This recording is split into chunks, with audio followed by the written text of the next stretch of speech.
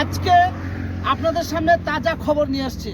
বিষয়টা কি, আজকে আমি এসেছি কালীগঞ্জ থানা পলাশীতে। এখানে এআইএমআইএম পার্টির তরফ থেকে এক বিরাট কর্মী সভা, সেই কর্মী সভাতে উপস্থিত রয়েছেন নদিয়া জেলার প্রেসিডেন্ট অরিক আখের মহাশয়। তো তার কাছে কিছু বিষয় একটু জানার চেষ্টা করব, সেটা আপনাদের সামনে তুলে ধরার জন্য। বলছি, বিগত দিনে নাকাশিপাড়ার ঘটনা নিয়ে আপনি প্রতিবাদ করেছিলেন এবং সেই বিষয়টা নিয়ে এসপির কাছেও গিয়েছিলেন, সকলেই জানে।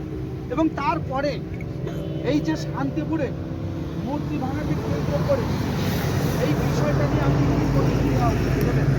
ব্যাপারটা হচ্ছে যে বেশ কিছুদিন ধরে, ধরুন শুধু তো শান্তিপুরে মূর্তি ভাঙা নয়, বাজারে ছোটোওয়ালা রাজা, তার নাম রিয়া গ্রাম, তো সেখানে সে কিন্তু তিনবার তার অ্যাক্সিডেন্টও হয়েছে, শারীরিকভাবে অত্যন্ত অসুস্থ, এবং যে ছেলেরা মেরেছে তাকে তারা চেনে, তাকে জোর করে জয় শ্রীরাম বলিয়ে বেধড়ক পিটিয়েছে। সে হাত জোর করে রিকোয়েস্ট করার পরও কিন্তু তারা তাই আবার দেখবেন যে শান্তিপুর যে কিছু মূর্তি, প্রায় 150 কাছে মূর্তি ভেঙেছে কিছু ওই আপনার নন মুসলিম, তারাও ভেঙে।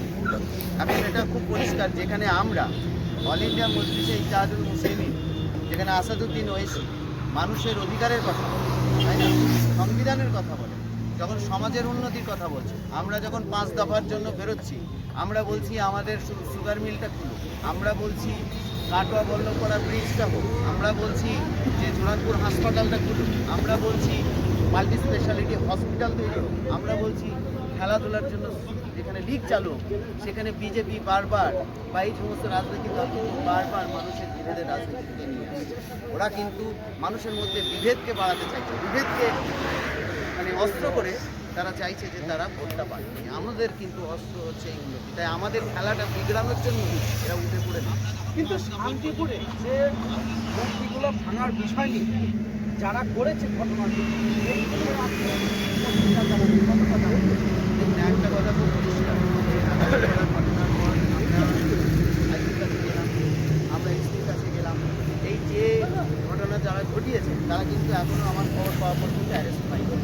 শুধু তাই না, আমরা অসীম সরকার কোরআনকে নিয়ে যে কথা বলেছেন সেটা তো আর ভাষায় প্রকাশ করা যায় না, তা নিয়েও আমরাও এফআইআর করেছি, আরও 150টা এফআইআর হয়েছে, কিন্তু সেও অ্যারেস্ট হয়নি।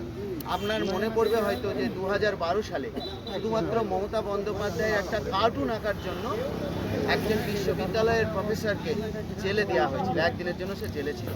এখন আমার কথা হচ্ছে যে এত বড় কোরআনের যারা অপমান করলো, আজকে 200 কোটি মানুষের যে রচিত গ্রন্থ, সেই কোরআনকে যারা অবমাননা করলো, তাকে তো একদিনের জন্য জেলে পাঠানো যেত।